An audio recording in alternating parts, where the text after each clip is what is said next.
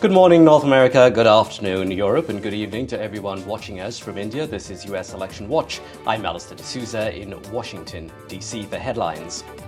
Trump accuses the UK Labour Party of foreign interference. UK Prime Minister Starmer says the issue won't affect relations with Trump.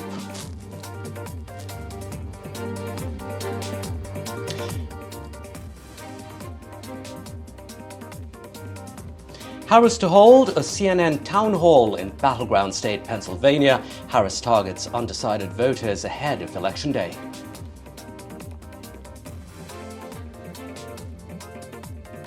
Republicans break early voting records. Republicans attempt to eat into a Democrat advantage of early voting.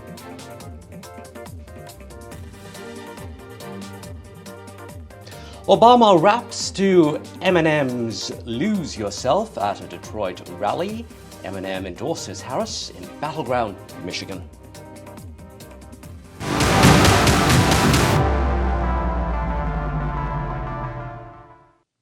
"12 days to go before the United States votes. Harris and Trump continue campaigning in battleground states, which will make or break this race for either one of those two candidates. Now, while Trump is headed to Georgia, J.D. Vance will be in Nevada, targeting union workers, a voter base that has majorly been Democrat, but where Trump is becoming increasingly popular. Meanwhile, Harris will field questions in a CNN town hall in Pennsylvania from one of the most crucial groups in the election, undecided voters. A new Reuters Ipsos poll shows that the race continues to remain terribly tight, with Harris gaining a slim 3-point lead in the recent poll within the poll's margin of error. Now, Donald Trump's campaign has accused British Prime Minister Keir Starmer's Labour Party of foreign interference in the US election. This after some Labour Party volunteers travelled to help campaign for Kamala Harris. NDTV World's Vishal Vivek has more. Hello to North Carolina, because I've been at North Carolina a lot lately, you probably see. In the run-up to the US presidential election on the 5th of November, there have been numerous claims of election interference. Google recently released a report that said Iran-backed hackers have targeted both the Trump and Biden campaigns in a phishing attack. Meanwhile, US authorities have also accused Russia of election meddling. In the latest, former US President and Republican candidate Donald Trump has accused the UK's ruling party of election interference. Trump's campaign has filed a Federal Election Commission complaint against the Labour Party. It accuses the party of blatant foreign interference. The complaint lists media reports about contact between the party and the Kamala Harris campaign and says that the latter has accepted illegal foreign national contributions. Reports suggest that Labour activists are campaigning in the US in a personal capacity. According to the Federal Election Commission rules, foreign nationals are permitted to serve as campaign volunteers as long as they are not compensated. Reacting to the complaint, the UK Prime Minister Keir Starmer has said the party staff that went to the US are just volunteers, adding that they are doing the campaigning in their spare time. The UK party has said that the nation has a long-standing special relationship with the US and that the government would work with anyone who becomes the next US president. Vishal Vivek for NDTV World.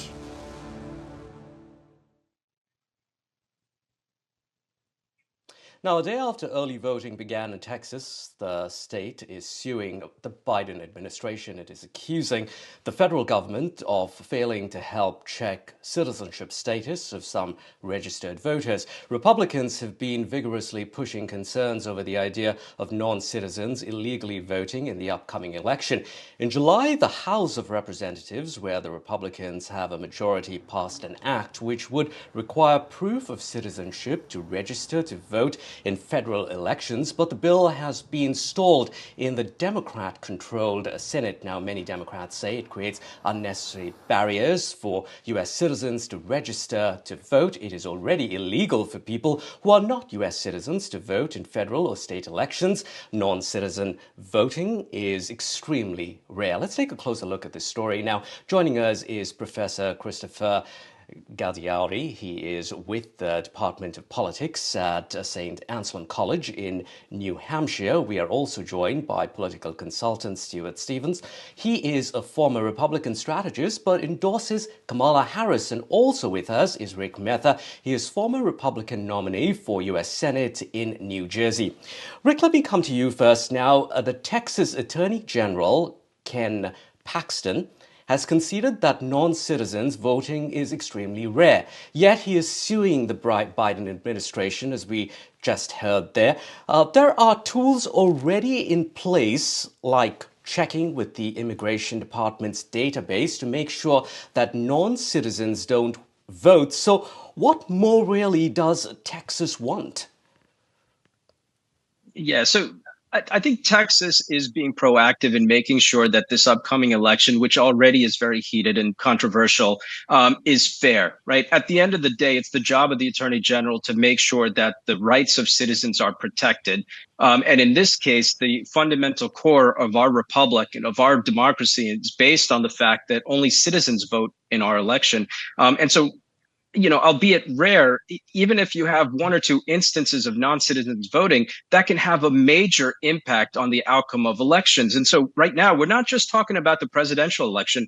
There are a lot of down ballot races at the local level where this can have a major impact. Races where we've seen the margin of error being less than 10 votes. And so it's incumbent on the Attorney General to make sure that elections are protected, they're fair, they're free from fraud, and that citizens are the ones that are voting and that non-citizens are not voting.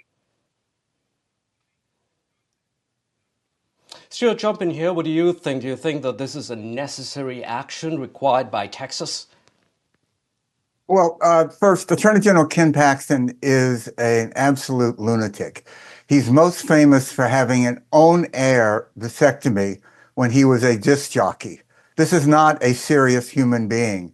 The problem we have in America is getting people to vote when it's legal. I did campaigns in America for Republicans for 3 decades. I never saw illegal voting.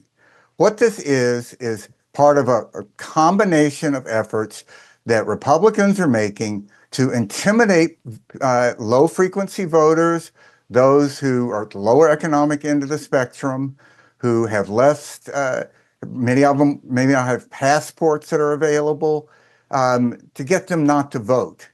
It is a solution in search of a problem by a party that unfortunately should take the attitude that the more people vote, the better it is in America. Instead, it's trying to curate the vote.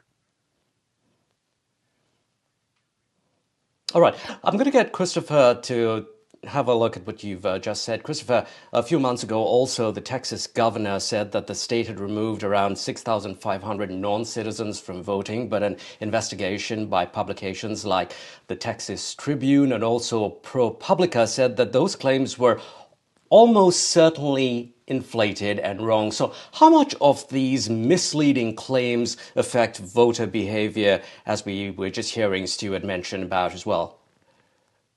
Well, I think these sorts of claims can really affect voters who are, not terribly attentive to politics, who are only occasional voters when there's a particular candidate or issue that they find really motivating.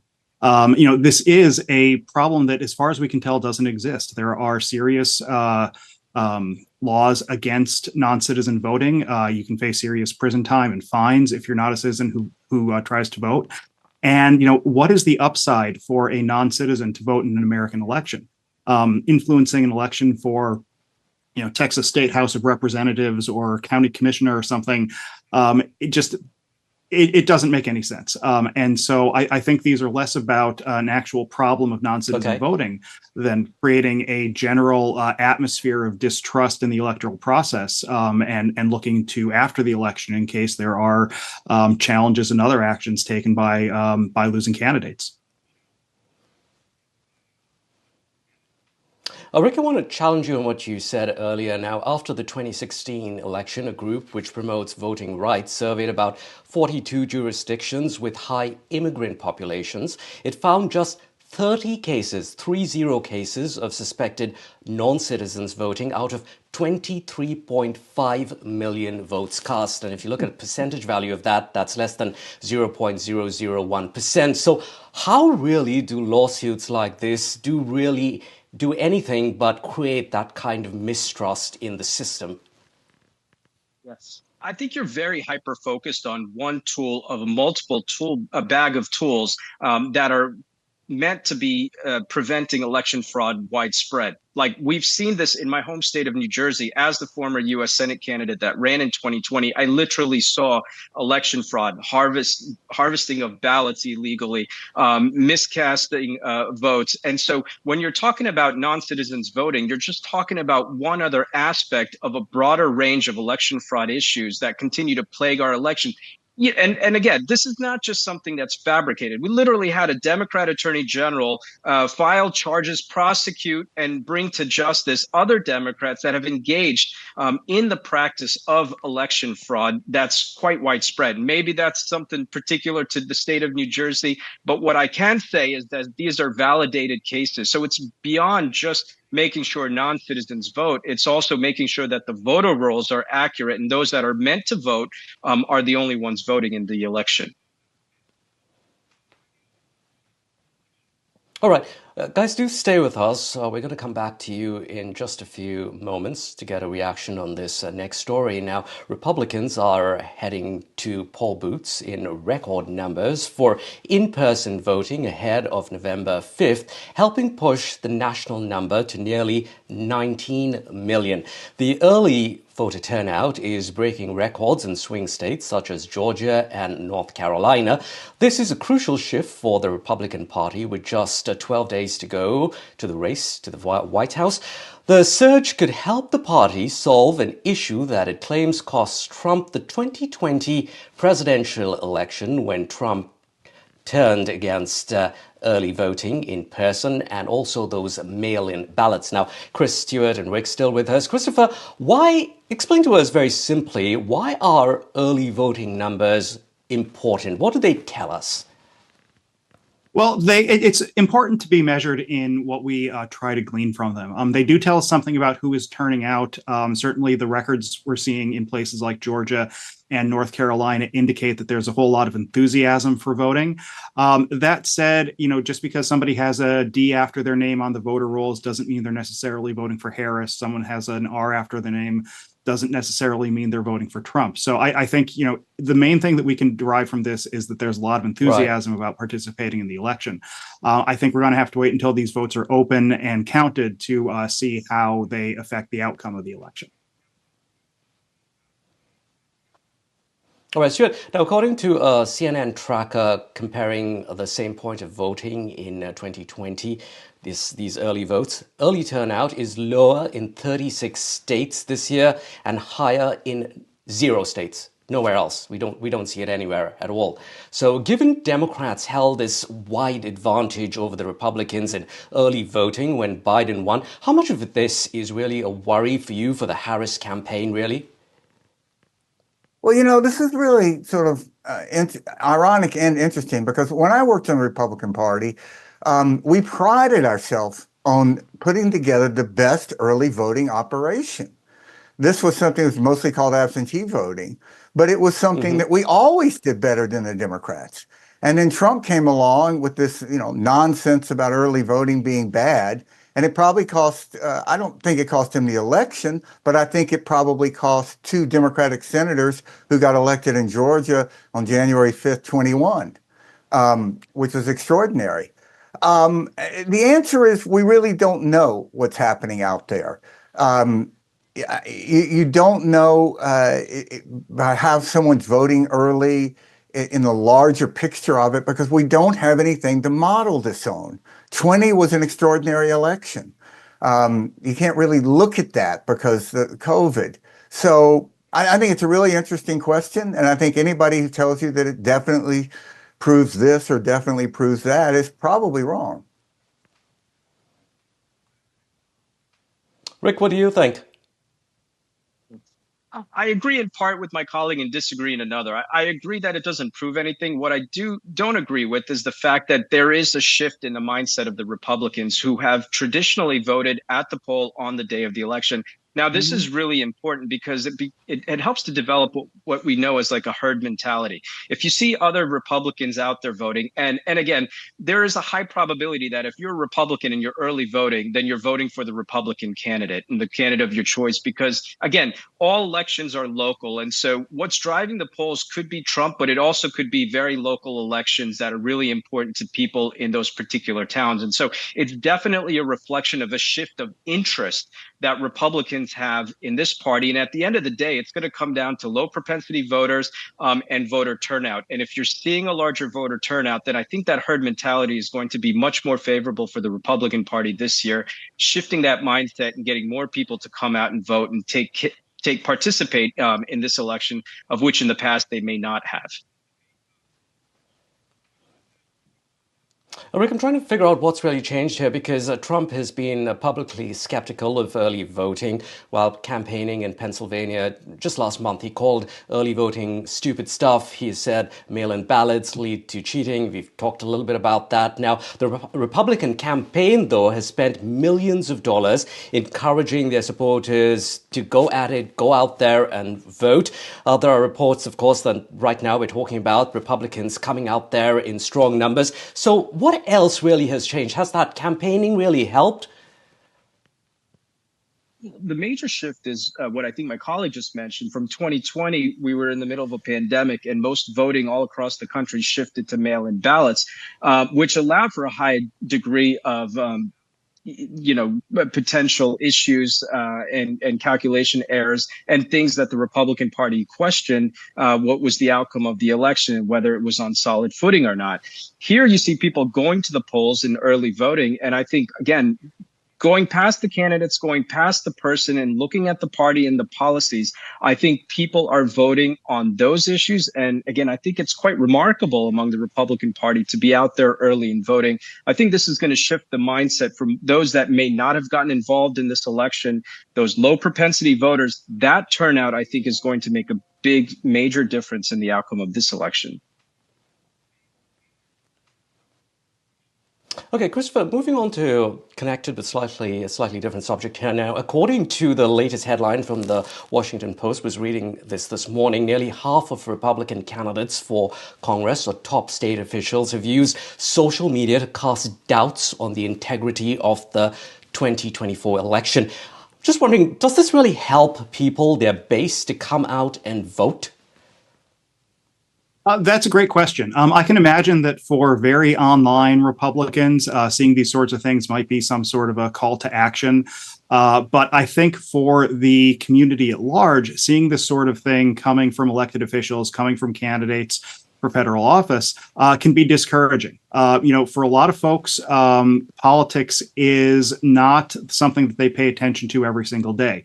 It's more like a sport that they don't pay a lot of attention to. They know what's happening, they know it exists, but they're not following it very closely. So when you're getting a lot of negative messages, when you're getting people who are themselves running for office saying, oh, well, it's not going to be a fair election, the count's not going to be accurate and that sort of thing, I think the broader outcome is that is going to discourage a lot of people from engaging in the system and taking part in the election. Stuart, what about this kind of rhetoric? Do you think it works in favor of Kamala Harris's base, hearing all of this? They'll get out there and vote? I think it's very hard to calculate how it's going to affect the election, but I think it's a great tragedy for America. This generation of Republicans, like Democrats, they're heirs to the greatest generation. People like my dad who fought for years overseas and came back and just went about business. They defended democracy.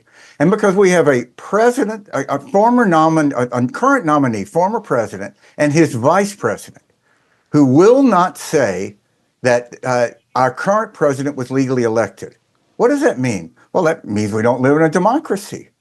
And I think that is just that has been the goal of the Soviet Union from the 20s to convince people in America it's not really, and across the world, that America isn't really a democracy. It is extraordinarily corrosive to civil good. And ultimately, democracies are based on trust, like all societies.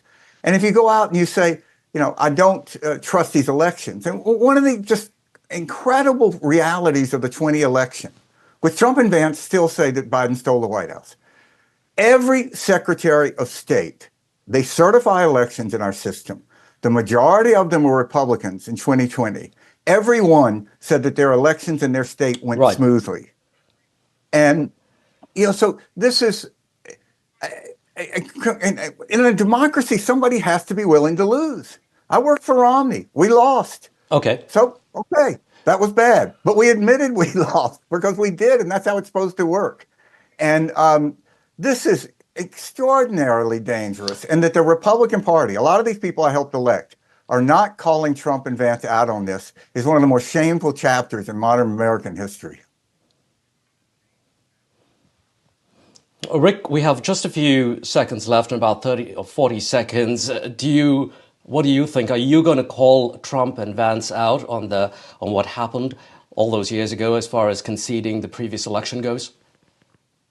I think most Republicans are ready to live in the future, not the past. And at the end of the day, it comes down to one simple phrase, which my colleagues know very well. It's the economy, stupid.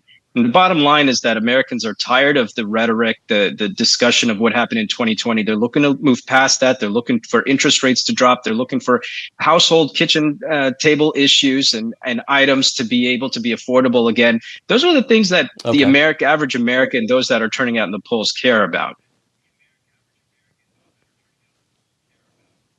Thanks very much for your time, Rick and Stuart, also Chris, joining us here on NDTV World's US Election Watch. In other news now, billionaire and Microsoft co-founder Bill Gates has recently donated about $50 million to a non-profit organization supporting Kamala Harris. Now, the New York Times reported that the donation to Future Forward, the main outside fundraising group backing Harris, was meant to stay under wraps as Gates has not publicly endorsed Kamala Harris. Now, Gates, in private calls this year to friends and others, had expressed concern about what a second Donald Trump presidency would look like, according to that report. Now, the Georgia Supreme Court has rejected an attempt by national and state Republicans to immediately reinstate recently passed election rules that a lower court judge had said were invalid. Republicans had appealed the ruling to Georgia's highest court. However, the state Supreme Court unanimously declined to put the previous judge's order on hold or expedite the ruling, meaning it will likely take several months before there's any further movement on that issue.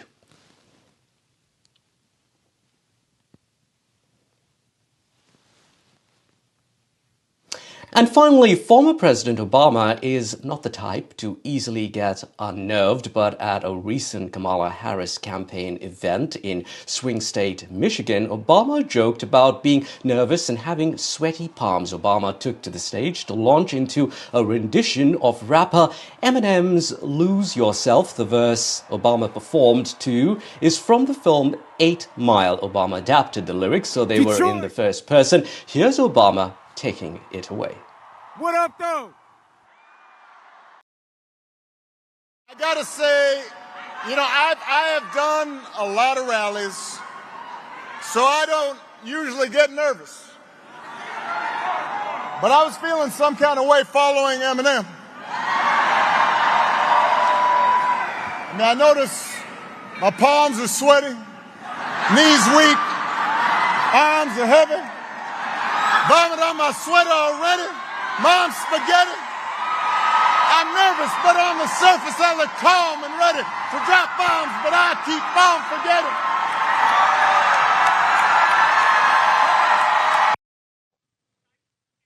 Barack Obama, former US president and now rapper. That's it for US Election Watch. I'm Alistair D'Souza in Washington, D.C.